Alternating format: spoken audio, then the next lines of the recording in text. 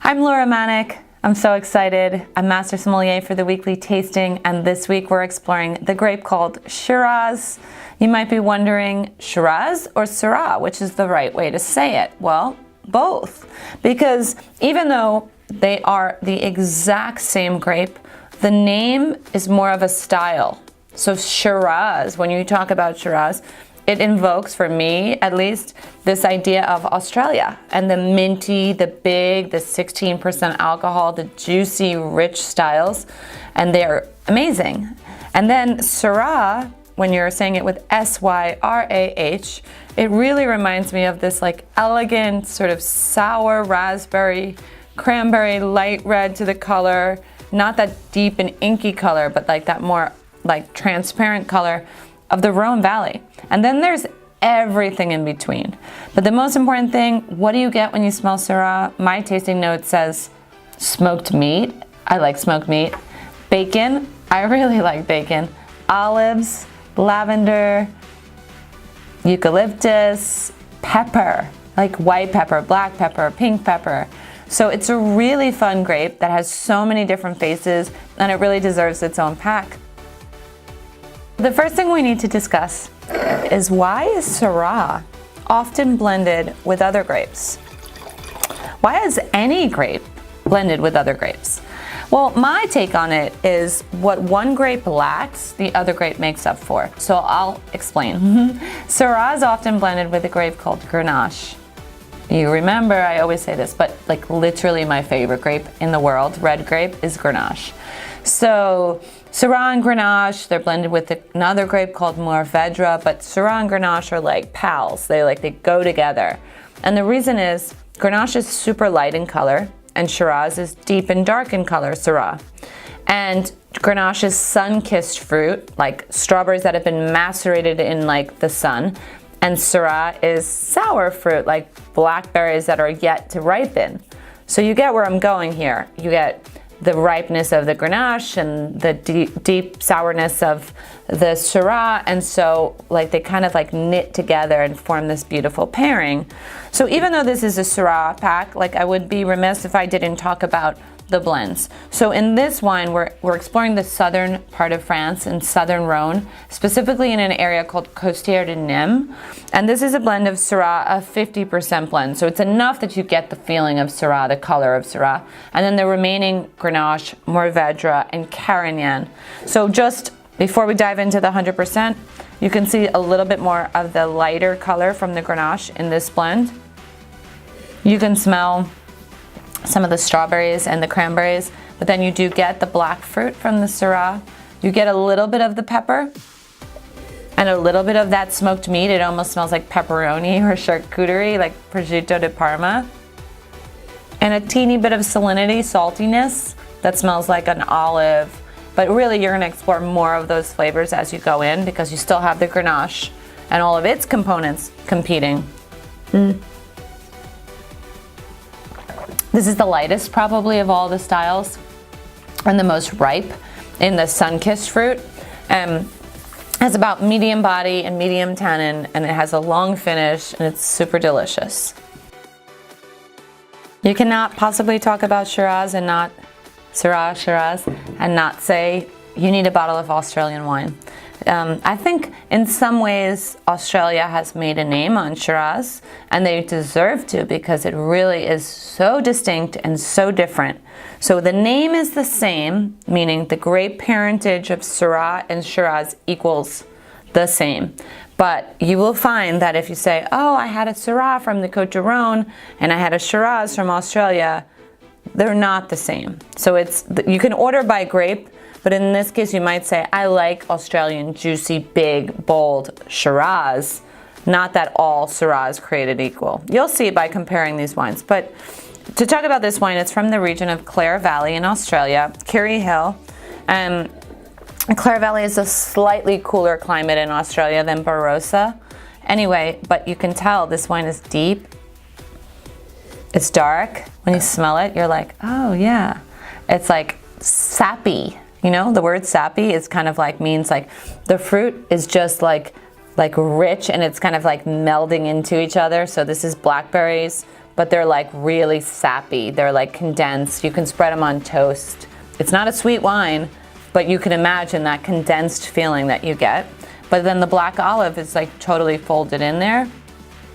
So I'm thinking about food pairings, which I always do. I'm thinking like, okay, yeah, all of these wines go with steak. But what if we played with the temperature that we cooked the steak or the condition that we made the steak? So for example, in the Syrah blend, you know, like this is filet mignon wine. Maybe like as you go on, you kind of like add a little bit of richness. But in talking about the Australian wine, this is like braised short ribs, or this is like charred on the outside, black and blue steak, but rare in the inside, because that's the way this feels. It feels like smoky and charred, but it also feels fresh and like lively, like the rare part of a steak. Okay, this is unlocking a bottle of wine. You've seen corks, you've probably seen screw tops. You may or may not have seen these. These are called vino lock, wine lock. They're a glass closure, don't be afraid. You would just cut the capsule off the bottle and then kind of pull this out of the bottle, and it locks in place if you don't finish the whole bottle in one sitting and you need to leave it on the counter. They're really cool stoppers, alternatives to cork and screw top. So Folin Vineyards is a really beautiful Syrah, and it's a lighter style Syrah, and it's from the region of the Rogue Valley in Oregon. So just in the United States, you have many wine producing regions, including Washington State and Oregon, where Syrah is really just like at its like apogee. It's beautiful style. This is where you find Syrah, like pure and simple. That dark purple color that's often associated with Syrah. This one is unfined and unfiltered, so you kind of see like a little hazy quality to it. When you smell it, it's like green olives, black olives. Even though it's New World, it doesn't really show as a bombastic, like New World fruity style. It's more of like a subtlety because it is in a cooler climate in Oregon. So that little bit of cured meat or that smoked barbecue meat, like pork ribs is coming through, which is a signature Syrah thing.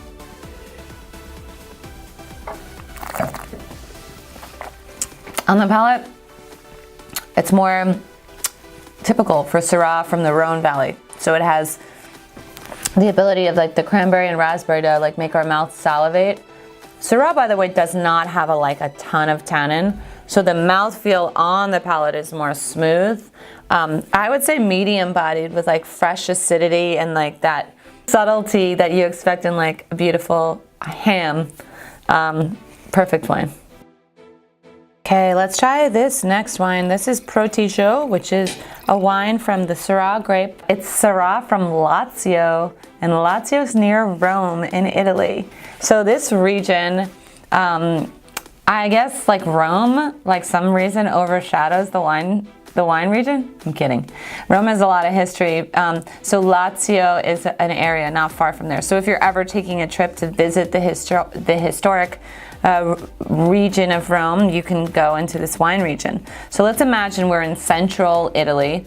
We are expecting like the climate is a little bit more warm, more moderate, and the Syrah is starting to become like more deep and more concentrated than the ones we've had so far. So Italian wines generally have a lot of structure, some acid and some tannin, and this is no different. This wine has all of those bacon and kind of like savory qualities of salty olives and lavender and smoked meat, but it also has a boldness that we have yet to experience in the other wines. So even the color, you can tell it's a little bit bigger and deeper. It's more of that opaque, like really deep purple, has a little almost kind of garnet towards the edge, and it smells deep. It smells like purple fruit, like purple plums and blackberries. And it has a little bit more floral tones. Sometimes in Syrah, you'll get like this burst of lavender on the nose, and like this is what it smells like. It smells like purple flowers. And then the pepper comes through, and it's like pink peppercorn. I once went to a Turkish, spice market in Turkey, in Istanbul, and this is like oh, I don't know, the smell of pink peppercorn versus white peppercorn versus green, and there's so many peppercorns. This is like all of those peppercorns in the glass.